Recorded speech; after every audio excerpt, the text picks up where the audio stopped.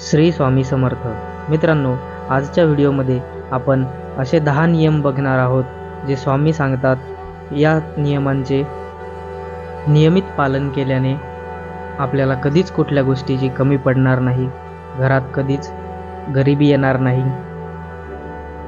घरात नेहमी सकारात्मक वातावरण राहील, सुख समृद्धी आणि लक्ष्मीसुद्धा स्थिर राहील. तर व्हिडिओ शेवटपर्यंत बघा आणि व्हिडिओ आवडल्यास व्हिडिओला लाईक करा, शेअर करा आणि कॉमेंटमध्ये श्री स्वामी समर्थ नक्की लिहा. चला तर मग सुरू करूयात. नियम नंबर 1. दररोज सकाळी लवकर घर झाडून पुसून स्वच्छ करून घ्यावे. घरातील फरशी रोज पुसावी आणि फरशी पुसायच्या पाण्यात थोडे खडे मीठ एकत्र करून घ्यावे.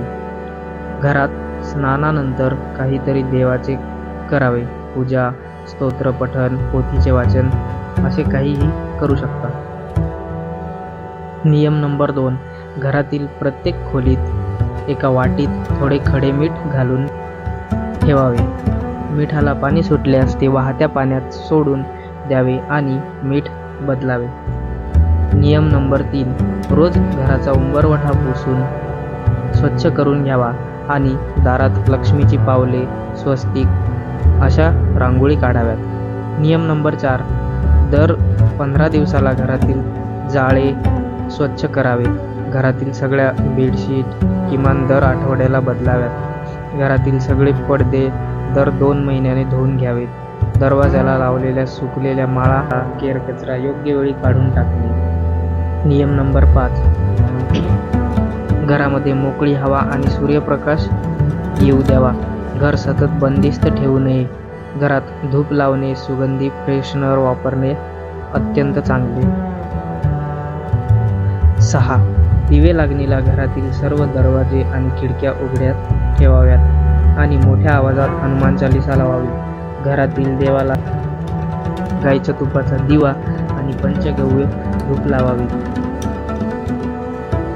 रोज किमान 1 माळी कुलदेवतेचा आणि गुरूंच्या नामस्मरणाचा जप करावा.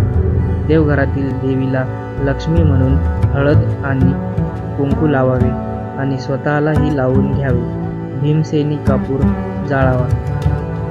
देवापाशी दिवा लावल्यानंतर किमान 15 मिनिटे घरातील प्रत्येक भाग प्रकाशमान राहील याची काळजी घ्या.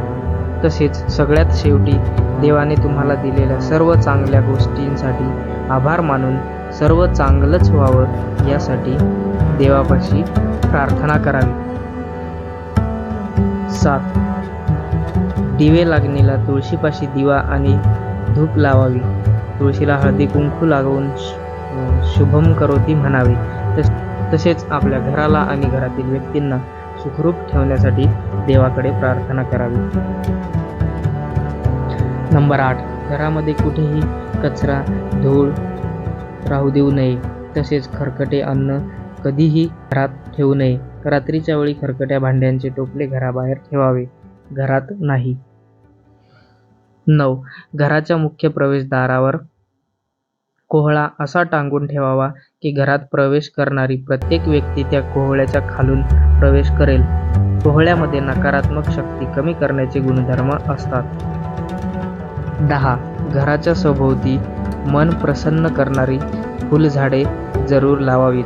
तसेच मुख्य प्रवेशद्वाराशी एक तुळशीचे रोप लावावे. आपल्या घरात येणाऱ्या कोणत्याही व्यक्तीस कधीही नाराज करू नये किंवा अपमानित करून पाठवू नये. शक्य असल्यास अल्पोपहार देऊन आणि त्यांना काही मदत अपेक्षित असल्यास आणि तुम्हाला शक्य असल्यास ती जरूर करावी. पण मदत शक्य नसेल तर योग्य शब्दात सांगून विनंतीपूर्वक सांगून निरोप घ्यावा. घराच्या बाहेर अंगणात पक्षी आणि प्राण्यांसाठी अन्न पाण्याची सोय करावी. रात्री काही अन्न उरल्यास ते जमल्यास प्राण्यांना खाऊ घालावे. तर मित्रांनो, ही माहिती तुम्हाला कशी वाटली हे आम्हाला कॉमेंटमध्ये नक्की सांगा आणि ही माहिती आवडली असेल तर व्हिडिओला लाईक करा, आपल्या मित्र व फॅमिलीसोबत शेअर करा आणि कॉमेंटमध्ये श्री स्वामी समर्थ लिहायला अजिबात विसरू नका. व आपल्या चॅनलवर नवीन असाल चॅनलला सबस्क्राईब करून समोरील बेल आयकॉन दाबायला मात्र अजिबात विसरू नका. चला तर भेटूयात पुढच्या व्हिडिओमध्ये. श्री स्वामी समर्थ. जय जय स्वामी समर्थ.